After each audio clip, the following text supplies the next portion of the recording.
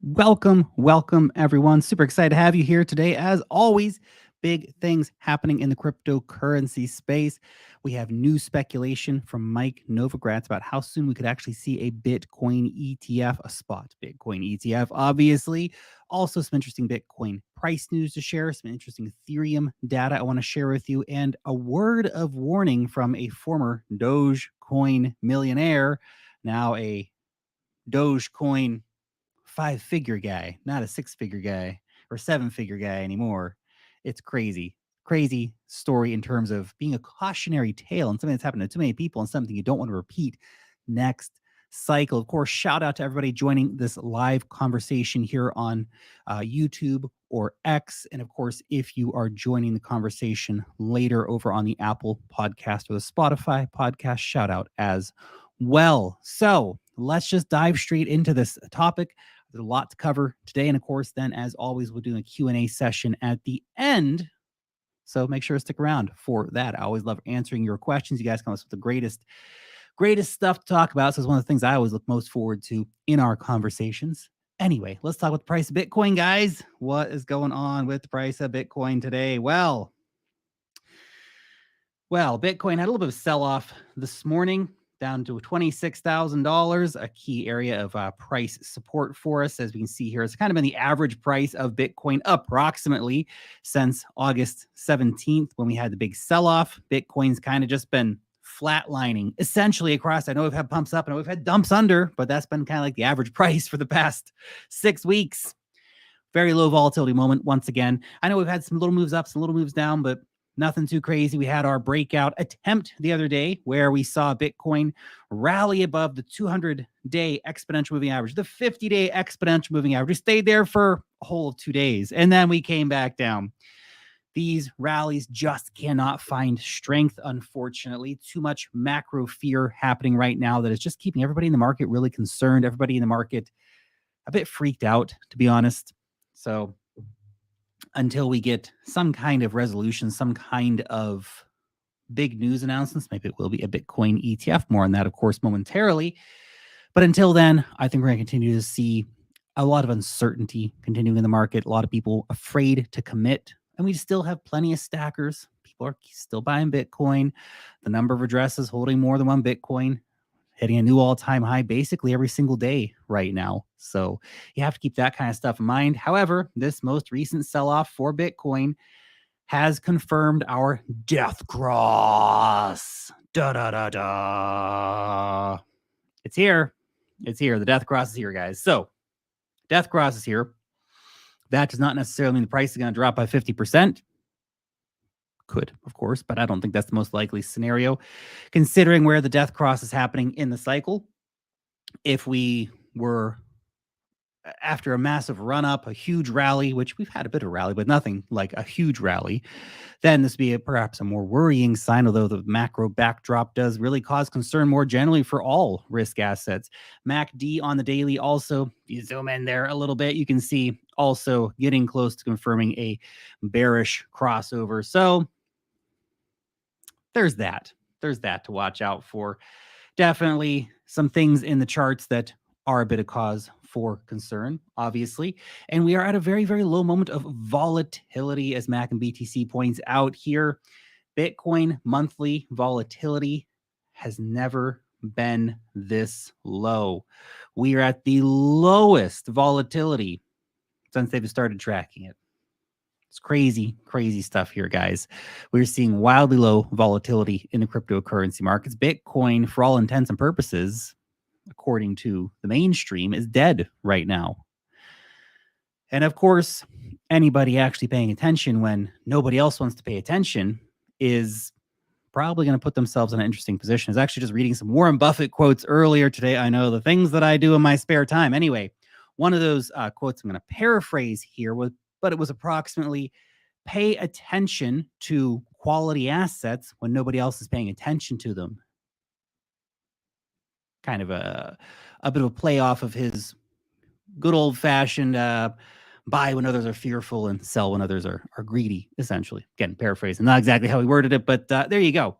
Very, very low amount of volatility. Nobody's paying attention to Bitcoin, except for, of course, BlackRock and Fidelity and Invesco and Franklin Templeton and Bitwise and Deutsche Bank and Hong Kong. But other than that, nobody. The herd's not here. The herd's not here. We're all sitting around the watering hole, watching the crocodiles, eating some of their gazelle and stuff like that. And we've had a few new predators show up. And those are, of course, BlackRock and Fidelity and Invesco and all these guys. So some, mega beefy, powerful lions have showed up to the watering hole, but they're not eating us right now. Nope, they're just looking. They're okay. They're waiting for the easy prey to arrive. They're waiting for the herd to arrive. And that will come when the volatility returns. I want to share this chart with you from CryptoCon. The amount of Bitcoin held by short-term holders has now been reduced to a fine powder. We can see in previous cycles, 2012, 2015, 2019, when we had this very similar pattern of short-term holder supply for Bitcoin was actually near market bottoms. So something interesting and worth considering. Our current pattern is getting pretty extreme, to be honest. This bear market we've been going through is definitely a tougher one on the basis of the macro scene being so damn uncertain right now, so much concern. And we've been covering those stories here on the channel. I've been making lots of videos for you guys about the yield curve, the housing markets, what's happening in China, the real estate, all these kind of stuffs, right? It's all very, very important to keep an eye on all these things. These are the big factors moving global markets, and the cryptocurrency markets. Our magic internet money is far from immune to that. In fact, our magic internet money is on a far end of the risk spectrum. But people keep stacking. People keep stacking. Look at this here from Bitcoin Magazine. 1.07 million Bitcoin is held in addresses with 0.1 up to 1 Bitcoin. That's small retail holders. That's just regular dudes or dudettes, whatever, holding Bitcoin. Because at 0.1 Bitcoin, you have what, $2,500 invested? Approximately $2,600. It's pretty good. It's a nice amount of investment for the average person. You remember the average person. What's the statistic in America? Like 75% of people can't afford $1,000 emergency. So if you have $2,500 of the Bitcoin, 0.1 BTC, I mean, congratulations, because you're going to have more Bitcoin than most people are ever going to have. So it's pretty impressive, actually, when you start to think about it. Very, very cool stuff. The total amount of addresses holding 1 Bitcoin or more is now like 1,020,000, something like that, approximately. I liked this chart here from a Game of Trades as well. It points out a very, very interesting and relevant point is that Bitcoin has never seen a back-to-back yearly red candle in its entire history. Now, very much worth pointing out, just because something hasn't happened doesn't mean something won't happen. This thing's not necessarily programmatic, right? But it's definitely interesting to consider when we start talking about Bitcoin 4-year cycles and all these different things. Will our Bitcoin 4-year cycle hold out this time? Or is the macro too bad? Now, as we discussed the other day, recessions tend to come about 12 to 18 months, approximately 12 to 17 months after the Federal Reserve pauses interest rate hikes. Now, we're still expecting one more interest rate hike from the Fed. If that's the case, comes in November, then we're looking at, blow off top sometime like late next year, potentially. We'll see how it goes. Of course, maybe it comes earlier in terms of where we are in the Bitcoin halving cycle and all this stuff. And of course, how much is just the macro really leading all this? Is liquidity leading all of this? Because there's a lot of charts that I could show you that really show that what is really driving these cycles is the money supply more than anything. Bitcoin halving, very interestingly coinciding with all that stuff right now. Maybe the Bitcoin halving just drives global markets, guys. No, it's the other way around, of course, but it's still interesting food for thought to think about how these cycles play out. Currently, though, unless we get a dramatic sell-off into the end of the year, which statistically, October, November, December are actually some of Bitcoin's best months. There are years when it's not been like that, but 8 out of 10 years, we have a good October, November, December for Bitcoin. So it makes it more likely that we're going to end the year with a green candle, not a red candle. What happens next year? Anyone's guess. But with Bitcoin ETFs coming and with all the other factors coming here for Bitcoin, the halving, all these different things, we have the good potential for another green year next year. Now, I want to share this with you because this is what the title of today's video is based on regarding speculation around a Bitcoin ETF. I'm not going to play it for you, but we're just going to talk about the main points that Mike Novogratz made here. But he was at the Mainnet conference and being asked about a Bitcoin ETF and all that kind of stuff. And obviously, I think they're working with Invesco, his company Galaxy Digital, trying to get that Bitcoin ETF. So he says, we're going to get good news in October. That was his direct statement. We're going to get good news in October. Now, that is very, very interesting. Now, look, he's also said previously, it was about 2 months ago, that according to insiders that he knows, we're looking at 4 to 6 months before we get a Bitcoin ETF being approved. Are we going to see it as soon as October? Are we really that close to a Bitcoin ETF? It would certainly be a big deal if it happened. You know, Bitcoin ETF gets approved in October.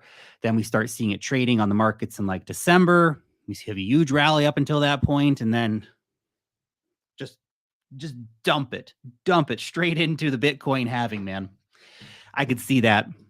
I could see that for sure. We'll see. Is Mike Novogratz right? Does he really have the insider information? And are his insiders feeding him the right information? Do they have the, insiders from insiders that are right? For example, very interesting idea, nevertheless. And I also like the point that he made as well in this conversation where he was talking about when the Bitcoin ETF gets approved, how actually fundamentally bullish it becomes. I don't think necessarily overnight. I'm sure we'll see a lot of Bitcoin come in almost overnight, but in terms of the real long-term impact, because he's saying you're going to have the sales teams of BlackRock, of Fidelity, of Invesco, of Franklin Templeton, and all these other companies picking up their phones, calling up their investors and saying, why don't you have Bitcoin yet? Here's all the numbers. Here's all the statistics. Here's how it outperforms other assets, et cetera, et cetera, et cetera. Here's what putting 1%, 2%, 3%. We've covered all these numbers here many times on the channel, but even just a 1% allocation to Bitcoin. So if you have 60% bonds, 39% stocks, and 1% Bitcoin, you outperform the guy with a 60-40 portfolio, 6% bonds, 40% stocks. If you take that allocation up to 3 or 4 or 5%, you dramatically outperform those guys while still taking low risks with your portfolio. It's pretty interesting when you start to dig into numbers. And I'm sure this is going to be part of the sales pitch from BlackRock's sales team, from Fidelity's sales team. And they're calling people up and saying, hey, did you know we have a Bitcoin ETF now? Would you like to put down $100,000? Boom. That's how it's going to work. So let me know what you think. Is Mike Novogratz really knowing what's going on here? Does he have the inside source? Is October going to be the month where we actually see a Bitcoin ETF getting approved? We shall see. We shall see. Now, I'm not going to count my chickens before they hatch, obviously, but it is worth reminding ourselves that the next deadline for the SEC is the middle of October. So October 16, 17, 19, that's when we're going to see the next round of approval, denial, or delay. My money's still on delay. Personally, I feel like they're just going to keep dragging it out until the last possible moment and then potentially approve it. I could be wrong. I could be totally wrong. Maybe Mike Novogratz really does have that inside source and they're really signaling to him, yeah, dude, it's coming. It's coming any day now. Be ready. That would be big.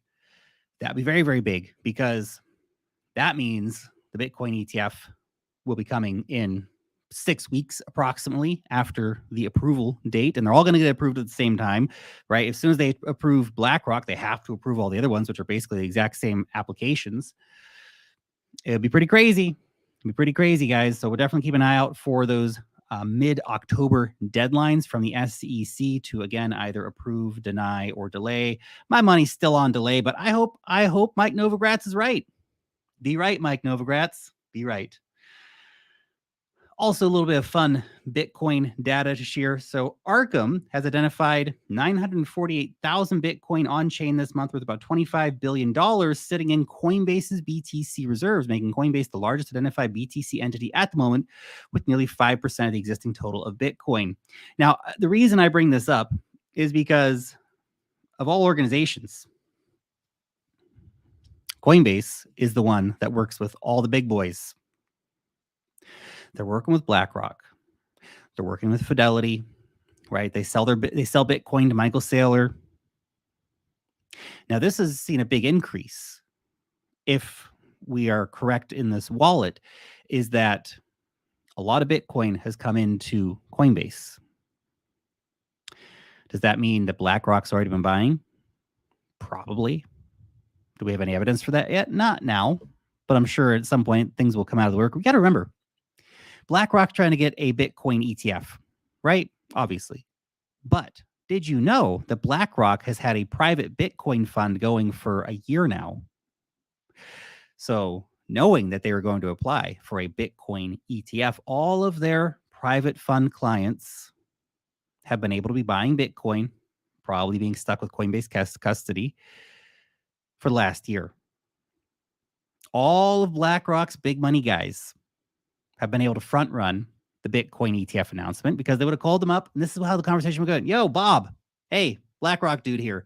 Listen, we are going to be applying for a Bitcoin ETF next year. We got a Bitcoin private fund right now. Can I put you down for $1 million? Because when we get this ETF approved, that shit's going to go to the moon, brah. I doubt BlackRock sales team actually talks like that, but you guys get the point, right? This is how it works. This is how the game is played. Come on. You know this. We know this. Okay. And before we get into the Ethereum news, just a quick shout out. If you are a cryptocurrency trader, you need yourself an account over at BYBIT. It's the best damn place to be doing your trading. If you want to trade futures, if you want to trade exotic spot altcoin markets, if you want to do copy trading, they got you covered. And you use that link down below in the description to start your account, and you have up to $30,000 in deposit and trading bonuses, depending on how much you deposit, how much you trade, as well as exclusive fee discounts. Again, this is for traders, just a long-term stack and hold investor. Probably not your cup of tea, but if you are actively trading these markets, this is the place you want to be. Now, let's talk about Ethereum, man. JP Morgan is disappointed. Oh, poor JP Morgan's disappointed, guys. Yes, a report from JP Morgan says Ethereum activity since the Shanghai upgrade has been disappointing. I mean, it's a bear market, guys. What do you... Come on, JP Morgan analysts, man. What do you guys expect? It's a bear market, baby. Until otherwise proven. Of course, we're in the accumulation phase of that either bear market, or you want to call it the earliest stages of the bull market. Either way you want to look at it. Late bear, early bull, kind of the same crap, kind of the same emotional patterns, the same accumulation patterns, the same price action, all this kind of stuff, regardless of where we are in that cycle. JP Morgan's not impressed. Jamie Dimon is not impressed. I guess Jamie aped in a whole bunch of ETH and then put in a call to his team like, guys, what's going on here? Somebody get the CEO of Ethereum on the phone. Vitalik is the call, not the CEO of Ethereum, but you guys know what I'm saying. Okay. Interesting. They did share some interesting data here about why they are disappointed. So let's have a quick look at that. So things like the market cap for Ethereum. Yeah, okay, market cap's down. Yeah, surprise. Daily transactions on the Ethereum network also down. Okay, yep, no surprise there. Total staked Ethereum's up 50%. I mean, that's a super bullish metric when you actually understand the reality of the fact that there's they had 27 million here, but actually we're closer to 28 million now total staked Ethereum. It's a 2-year exit queue right now to get all that ETH out of the staking contract. That's pretty damn substantial, if you ask me. Ethereum supply is down 0.18%, so we burned 300,000 ETH in the last year. Substantial, not insane, but substantial. Daily active addresses on the network down 20%. Yeah, it's a bear market, man. Not many people are doing as much stuff on chain. Still huge activity. Realistically, it's still pretty damn big activity. Let's keep it real. Let's keep it real, guys. We are seeing huge amounts of activity on chain in spite of the bear market. And that's just on Ethereum. right? If you look at the other networks, we're seeing huge amounts of activity on layer 2 networks. We're seeing huge amounts of activity right across the blockchain space. In fact, we've had multiple months now where we've had record highs of on-chain users. That's very, very significant to point out. Total value locked in Ethereum, measured in Ethereum, down almost 8%. On Arbitrum network, down 16%. On the Optimism network, down 20%. Now, worth keeping in mind, where's that Ethereum going? Well, it's going into the staking contract, looking for lower risk opportunities. So that's part of the conversation there.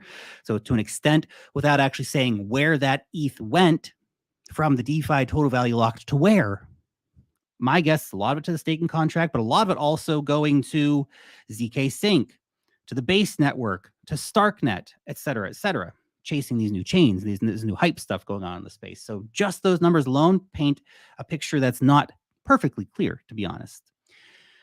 Yeah. Daily active addresses on Arbitrum down dramatically, actually, down 60%. Daily transactions by DApp on Arbitrum down 30%. Optimism catching a bit of that traffic up a little bit, et cetera. So a lot of interesting statistics there. JP Morgan, don't trust them, guys. Don't trust JP Morgan. Here's an interesting bit of news for you, by the way. Speaking of Arbitrum, Chainlink's CCIP is now live on Arbitrum. Cool. Chainlink CCIP, man. Game changer for the crypto space, potentially. My crypto bags hope that it's going to be. Obviously, got a big fat bag of Chainlink.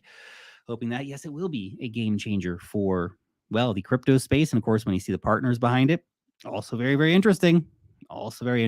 So as always, if you want to know what I have in my portfolio, as well as, of course, guys, investing in cryptocurrency is risky shit. In case you haven't figured it out yet, you could lose all your money at any time, whether it be from a hack or a shitcoin going to zero. You'll find a full risk statement as well as what I have in my portfolio in the description of this conversation. So check it out if you're interested. Now, Ethereum network fees. This is very interesting. And again, just a sign of the times here. Ethereum network fees have dropped down to its lowest level of 2023 at just $1.15 per transaction. I mean, yay for us using the Ethereum network. That's a good thing. Historically, we see utility begin rising as ETH becomes more affordable to circulate. So maybe this brings more activity back into the chain. But the day will come again, because we have not fixed the underlying realities for Ethereum yet. But the day will come again when we are all paying $50 to $100 to do a swap on Uniswap again, which is not great. Which is why layer 2 is going to be so popular, which is why Solana is going to be popular, which is why Polygon is going to be popular, et cetera. Ethereum still needs to fix some very, very key things. Not a bearish statement on Ethereum. It's just a reality.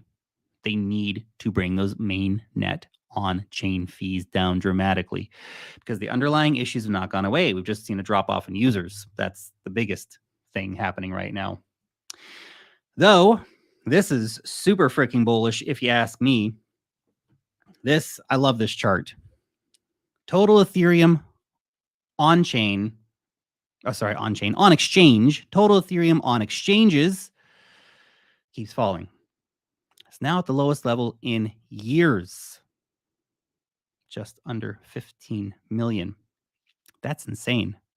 So we've seen it go from 32 million, dropping by more than 50% since the crash of the COVID stuff back in the day. We've now come all the way back down here. Pretty crazy stuff. 15 million coins, more than 50% drop.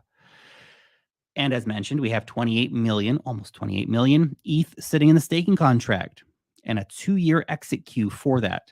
Then we have spot Ethereum ETFs coming. I mean, I am not a math doctor here, guys, but I look at this. You take balances on exchanges falling, plus Ethereum staking contract, new all-time highs. And what's that equal? Well, we can actually add spot Bitcoin ETFs in there. I think that equals MOON. That spells moon. Yeah. I really think so. I look at all this stuff lining up for Ethereum, and look, I know Ethereum has its issues with fees and stuff like that, guys. I'm very well aware. I use Ethereum all the time. I can afford to use Ethereum on layer 1. The reality is that stuff needs to be fixed, but Ethereum also has the biggest damn moat around it. And all these layer twos actually increase the moat around Ethereum. They build the fortress, the castle of Ethereum that other networks like Solana, for example, need to assault, so to speak, in terms of getting market share. Now, whether they capture new market share from people that come into the market or want to take away market share from people who are already in the market and looking for a better experience.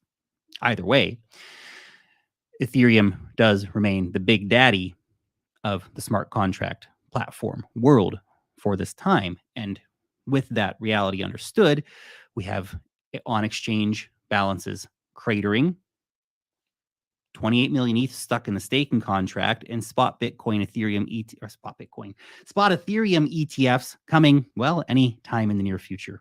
So just a question of when. Just a question of when.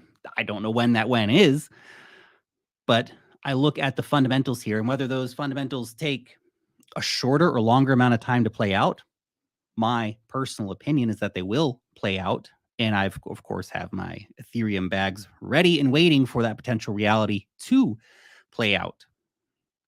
So we'll see when it happens. But definitely, I think that we will see some very, very bullish catalysts coming together for Ethereum in the next market cycle that will see it go out to a new all-time high. Now, final story for the conversation here before we open up the floor for your questions. And it's a cautionary tale. I feel like we've been doing a lot of cautionary tales recently, whether from Coinfessions or from just the hacks that are going on and all the rest of it. Here we go. Dogecoin millionaire's fortune fell from $3 million to $50,000. But he hasn't lost the faith. Of course he hasn't. Of course he hasn't, man. That dude's holding a big fat bag of Dogecoins. And faith is all he's got left at this point. It's true. Look, we've seen this play out so many times. And, I can personally say that previous market cycle, I left too much money on the table. I didn't take enough profits because I'd convinced myself to ignore the signals screaming in front of me, and I got myself wedded to a particular price target. Now, look, don't worry, guys. I did okay, right? But here's the thing. A lot of people didn't. A lot of people didn't take anything off the table, and I took enough off the table, but I could have taken more. Some people don't take a damn penny off the table and do a complete round trip. So this guy, this Dogecoin former millionaire, he did it well. He got in super cheap. Maybe it was like, I don't know, $50,000 or something he initially got into. He saw that run all the way up to $3 million, guys. It's crazy. Right back down. Right back down. Did a round trip on it. A round trip on your bag. And there's not a lot of great reasons to do that, to be honest, except the greed gets the best. I mean, the thing is, this dude obviously had no plan to sell. He'd built his identity around pieces of code on the internet with a picture of a dog attached to them. And that's a dangerous thing to do.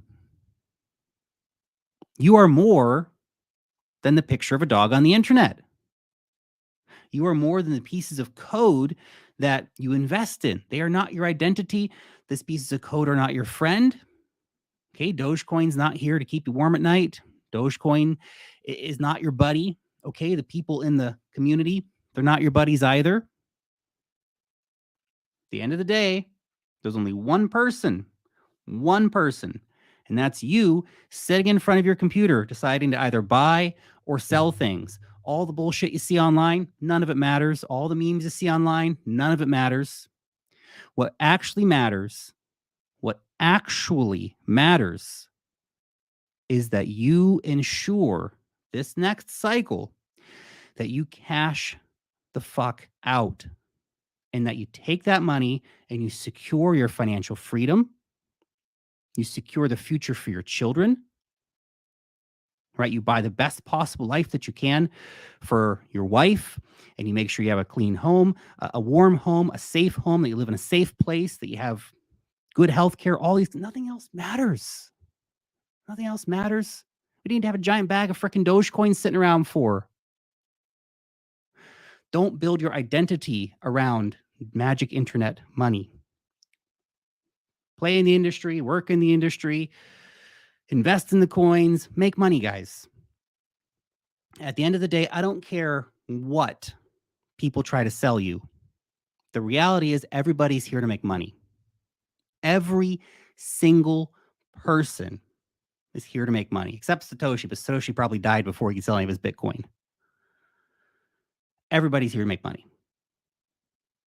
And you either make money or you don't. And if you're here to make money, which is why everybody's here. Oh, I know. We're here for the tech. I love the tech. The tech is why I invest in it, because I think it's a super valuable piece of technology that has game-changing global impacts, which is why I think the price is going to go up so much. And there's a lot of speculation between that statement and all the shit coins we might throw money into from time to time. But the truth is, unless you take your profits, the market is going to take them for you. And I hope that the Dogecoin millionaire next time will sell some money, sell some of his Dogecoins and take some damn money off the table. Or he's just going to round trip it all again. And he'll go on podcasts when his Dogecoin stack's worth $10 million. And it's worth $10 million now. What do you think, Dogecoin millionaire? Gonna say, I'm not going to sell this time. I'm the Dogecoin millionaire. And then he's going to be the Dogecoin broke ass again. What's the point? What's the point, guys? Come on. This is a highly speculative asset class. It's a high-risk asset class. It's an asset class where 90% or more, probably more of the coins are going to go to zero, usually within a very short time frame. Something like Dogecoin, yeah, man, it's been around for years, and Dogecoin's probably going to be around for years, and Elon's probably going to put it on the X app, and maybe then this guy will have the chance to get out again. Will he? I don't know. We'll just go on podcasts and say, my identity is Dogecoin. I don't know. Guys, be good to yourselves, and being good to yourselves, self-therapy, self-healing, self-help is clicking the sell button at some point when you're millions of dollars in profits. Because if you don't click it, then when are you going to click it? When you're down 90%? Is that the time to sell?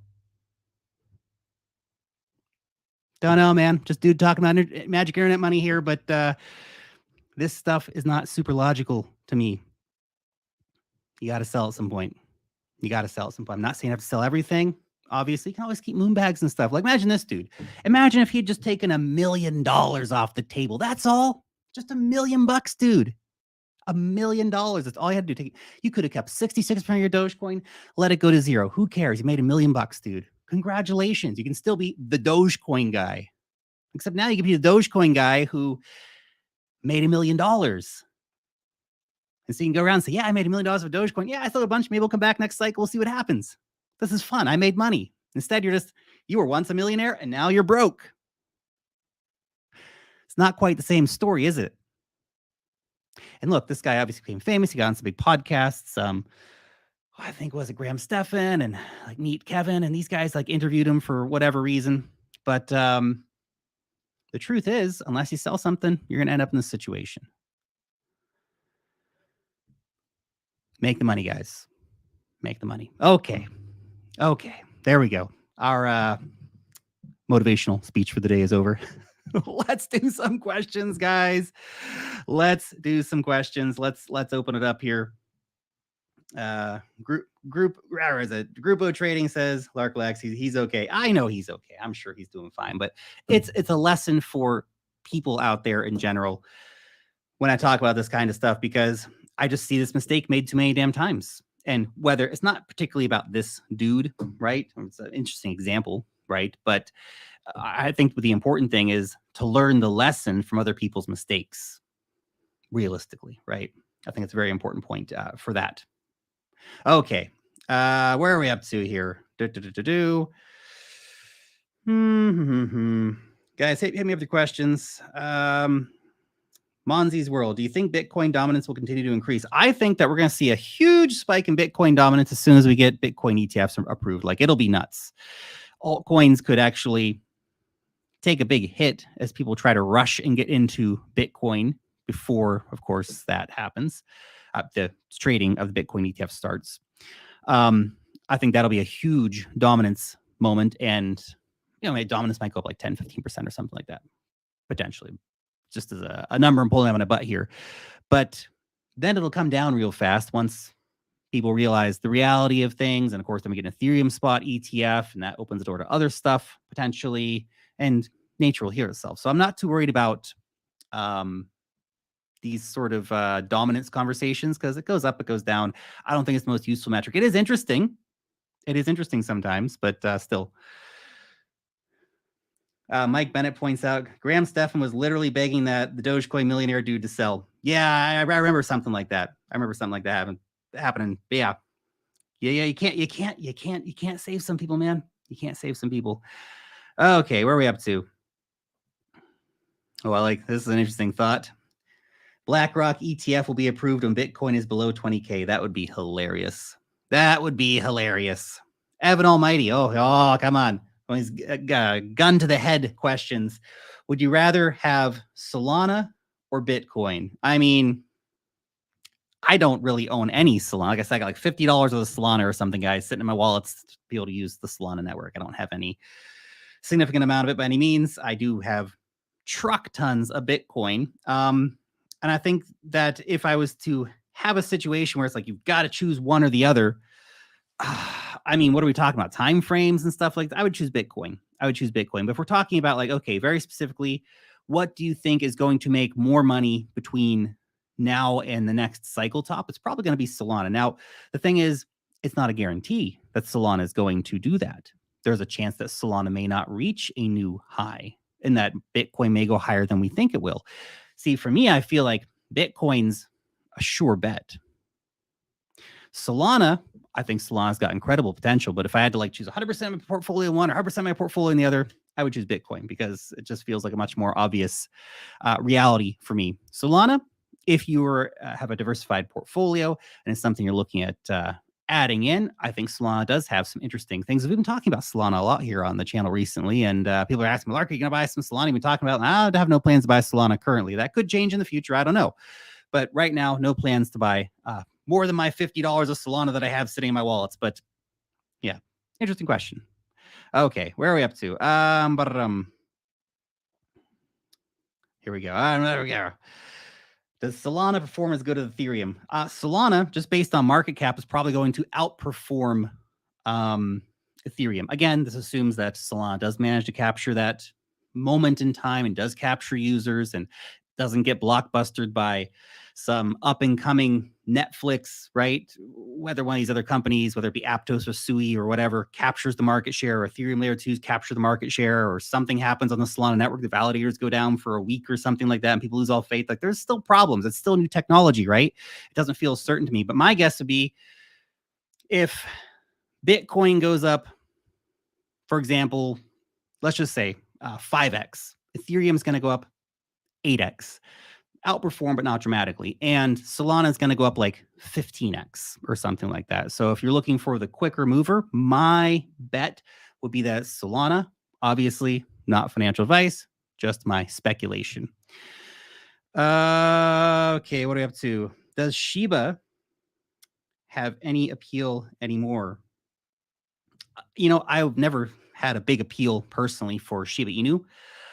Still, obviously, people out there who are quite interested in it. How it's going to do cycle to cycle remains to be seen. Remember, it's a very new coin, relatively. It's only been around since, late 2020.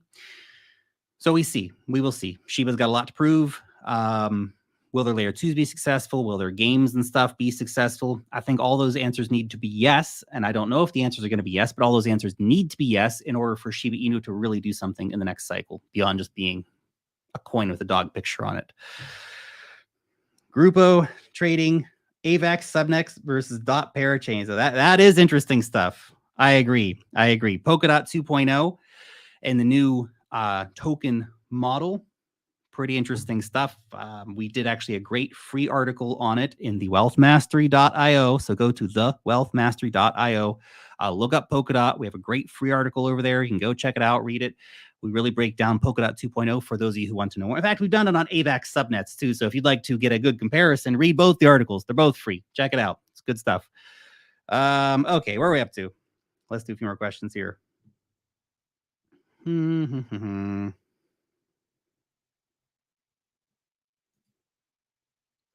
Crypto Guji. Gala disaster, Illuvium disaster, Sandbox disaster, Star Atlas disaster, only in bear market profits coming from Axie Infinity. Nobody speaks about that. Disaster how? Now look, Gala, yeah, there's been some major infighting between executives, so I can see the problem there. Illuvium, looking good, from all I can see, but maybe you've got some information that I don't. Sandbox, last I saw, looking pretty good. Don't follow it super closely. Star Atlas, haven't looked at it in a very long time. Axie Infinity, if they're still making money for people playing the game and stuff like that in the bear market, I mean, my hat's off to them, without a doubt. That's awesome. That's awesome stuff. Okay, where are we up to next? Anything you can share on Gala Games? You know, I really don't follow Gala Games very closely. I know we did a report on Gala Games. Oh, feels like 6 months ago now or something for our premium Wealth Mastery subscribers. I know that Jesse was not super impressed at the time, and of course now we have all this stuff that's come out with the founders infighting and stuff like this. So I don't know. I don't have a strong opinion. I don't look at it enough. I don't invest in it to really know that even that ins and outs of the current drama going on. But certainly that kind of drama is very detrimental to a project, but doesn't necessarily destroy it. It depends on the quality of games and stuff being built. And again, I can't watch everything, guys. I'm just one dude at the end of the day. And look, I've got, my writers and stuff that work with me on the newsletters, but I can't keep up to date with every single cryptocurrency out there. And I don't invest in Gala. And I know I like to, I talk my books, right, to an extent. Obviously, I keep an eye on major networks like Solana and Cardano, which I don't really own any of. Again, I got like a few bucks worth of each of those coins. I have a few ADA sitting in my wallets, whatever, to be able to use Cardano if I see something on there I want to do. But yeah, can't keep an eye on all the cryptocurrencies, unfortunately. All right, where are we up to? Let's look at the next one here. XLM. You guys are asking about XLM again. Oh my gosh. Stellar Lumens, man. I haven't thought about Stellar Lumens in a long time. Yeah. It's always been a weird one between Stellar Lumens and XLM and XRP. XRP's always kind of really managed to get some of the bigger partners. Not to say that Stellar Lumens hasn't, but I feel like, yeah, Stellar Lumens, like they had some ecosystem, but I feel like it's just one of those cryptocurrencies. They've managed to stay like pretty high up in the overall sort of rankings when it comes to, being a top market cap coin. I mean, where is old buddy XL? I haven't even looked at it recently. I just kind of blank it out whenever I look at stuff. But what is interesting here, where are we at market cap wise for this sucker? Man, it's still got a $3 billion market cap. Look at that stuff. That's crazy. So it's still, in the top 50 very solidly. But I feel like Stellar Lumens, they're just so bad at getting their vision across to people. I don't know. Maybe they just didn't get that sort of rabid community like XRP. How like the XRP community, man, like love them or hate them, they are a strong community of people, and they are able to project the vision consistently of what Ripple and XRP are trying to to do in the world. Stellar Lumens, I feel like they've really lacked that. And the communications, even from the team themselves, just kind of been, it's very professional. Everything's very like LinkedIn, Stellar Lumens is like the LinkedIn of cryptocurrencies, which I guess if you like LinkedIn, that's something that's going to speak to you. But for everybody else, there's going to be like, oh, right. Stellar Lumens is the LinkedIn of cryptocurrencies. It's a good comparison. I just thought that. But anyway, let's keep going here. A few more questions. We'll do 2 or 3 more questions here, guys, and then we'll finish up for today.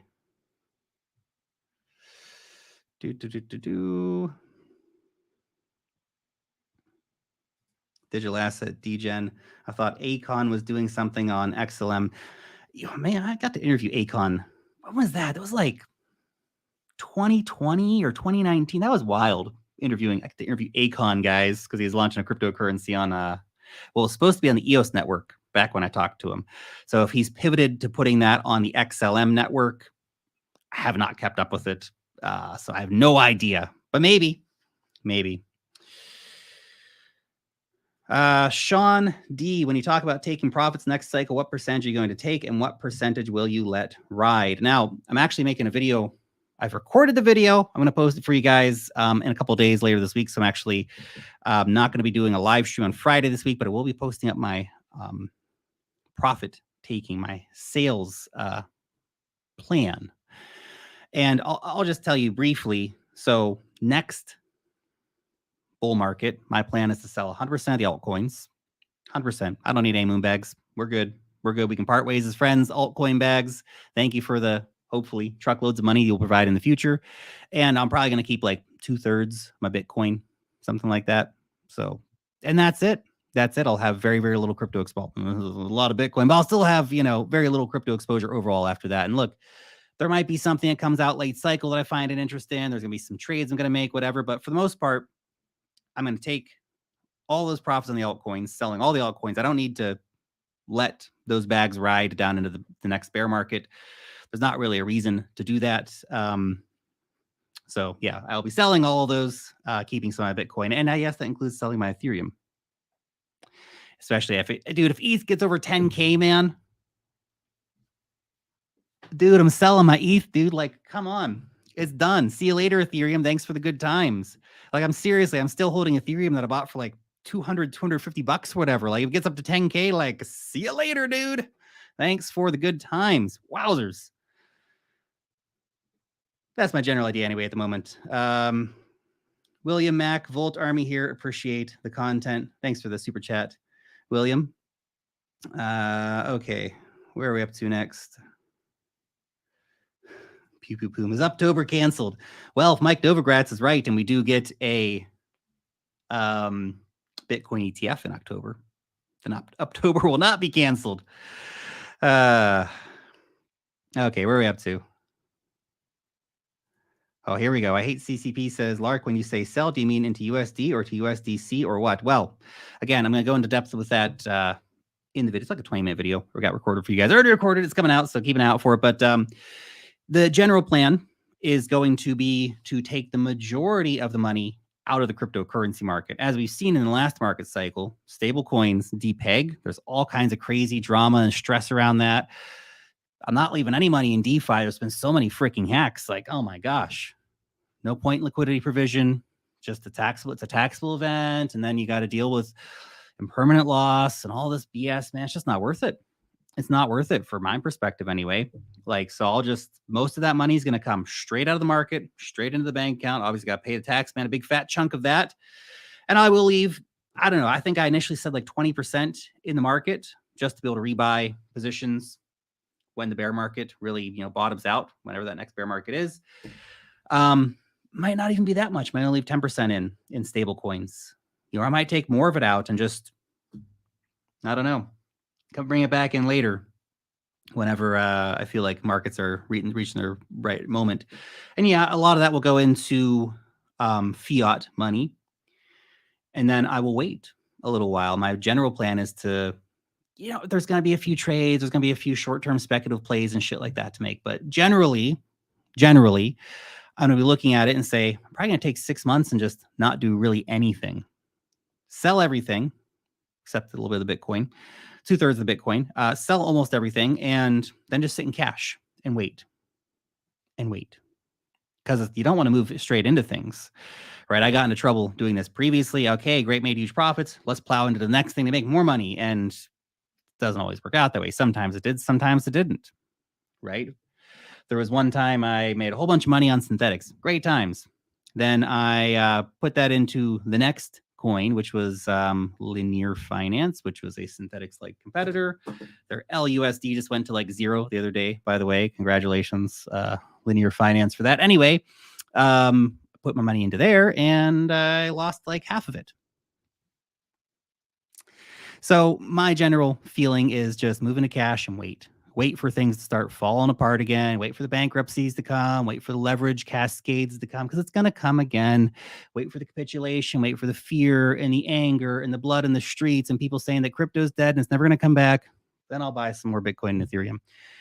A lot of money as well, profit-wise, is going to go into stocks next cycle. So a lot of it, particularly into dividend stocks, growth stocks, of course, whenever they go down in valuation. Okay, 1 or 2 more, and we're going to finish up today. Where are we up to? Placebo Gazebo says, sit in cash and lose 7%. Yes, you lose money due to inflation. I absolutely agree. I would rather lose temporarily over, let's say, a 6 to 12 month period, a little bit of purchasing power in inflation than losing like 90% in altcoins going down. It's my general thought anyway. But yeah, everybody's free to make their own decisions how you'd like to. It's up to you. Ryan, hey, Lark, what's up, man? Welcome to the stream. Welcome to the stream. We're just about finishing up though. Here we go. What if you sell everything and the system collapses and you lose all your cash and equities? I mean, look, if the system collapses, you think your cryptocurrency is going to be worth anything? If the system collapses and the banks all go to zero and equities all go to zero, like there is not a scenario in which that happens. And crypto is not absolutely devastated. So look, I'm not planning on just sitting in cash and equities, like cash for a short amount of time, but I will buy some metals, right? Add to my metal stack. I will probably buy a few properties, stuff. Hopefully, right? I was planning how to spend all my money in the future. Who knows?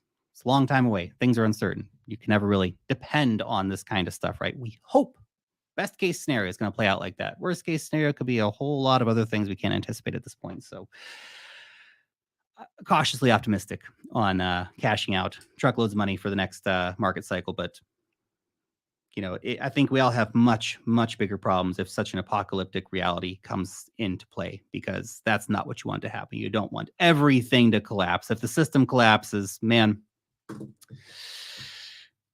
your internet coins will be worth nothing. Let's just put it that way.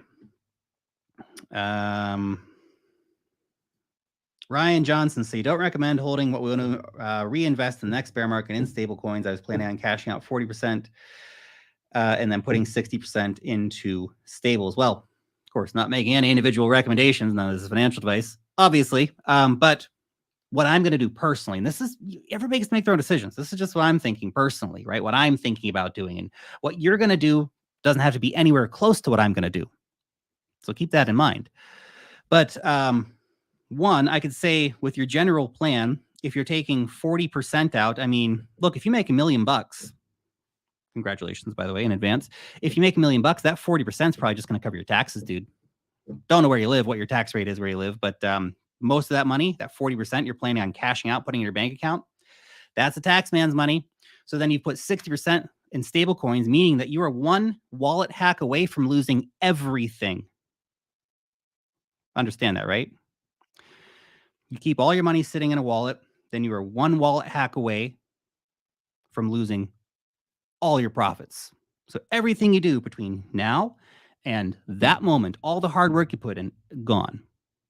So maybe spread out your money across a few wallets if you're planning on such a thing. Of course, what if the stablecoin depegs?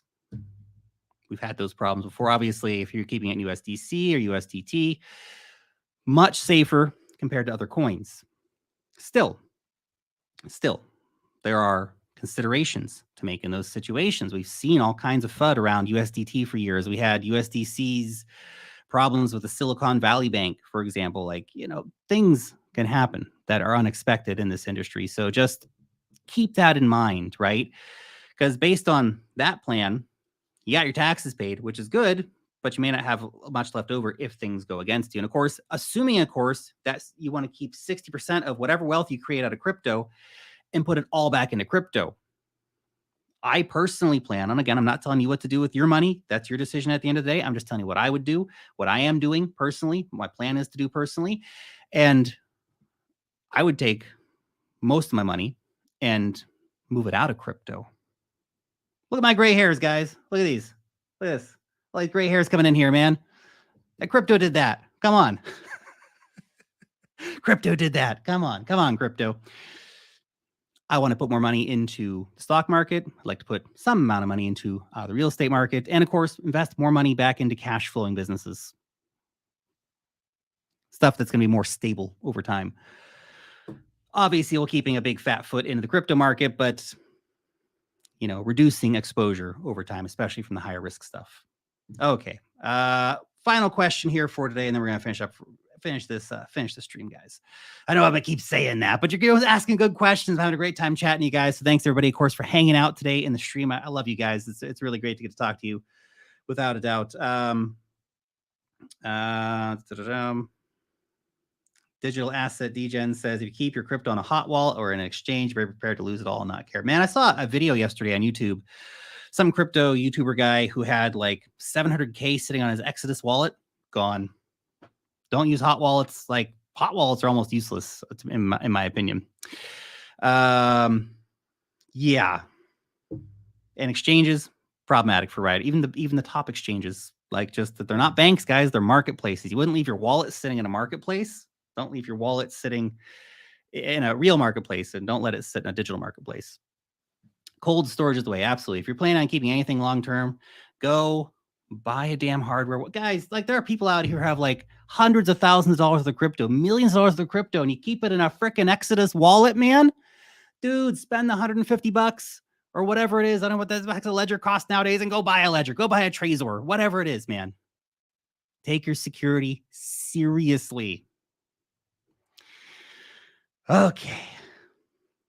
That's it for today. I've had a great time. I hope you have too. I'll see you back for the next stream, of course, on Wednesday, New Zealand time, which is going to be Tuesday night for all you guys on the East Coast, and late night Tuesday for all you guys in the UK, and of course, early morning for the Aussies. We'll see you then. Peace.